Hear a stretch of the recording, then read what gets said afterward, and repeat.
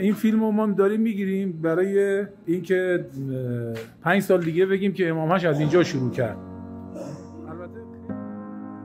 با وجود محدودیت‌های فراوانی که پیش رو داشتیم، تصمیم گرفتیم که با همون توان و بضاعت کار رو شروع کنیم. بسم الله الرحمن الرحیم.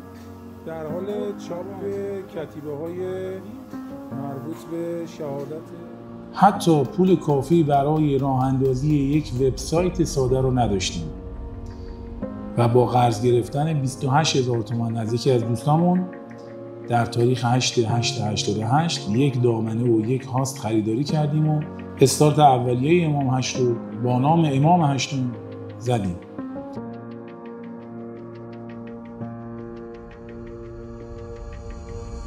حتی فکرش هم نمی کردیم که یه روزی سر از صنعت و صادرات و تیم‌های گسترده در بیاریم.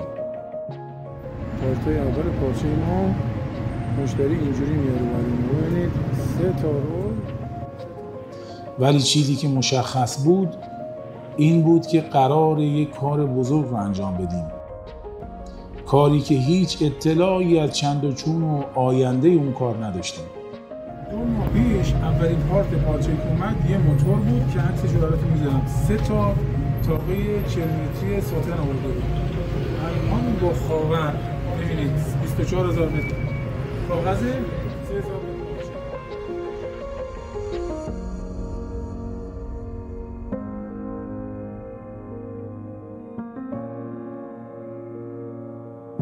سلام، 18 بهمن 1401 و این اولین کارخونه امروز 23 اسفند 1401. امروز 29 فروردین 1402.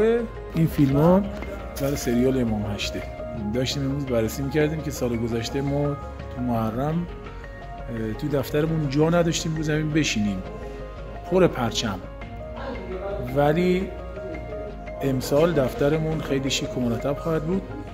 بخش فروش کار خودشو میکنه و قاطی بخش تولید نیست و فوق العاده امسال سال خیلی خوبی داریم به لطف خدا میبینیم.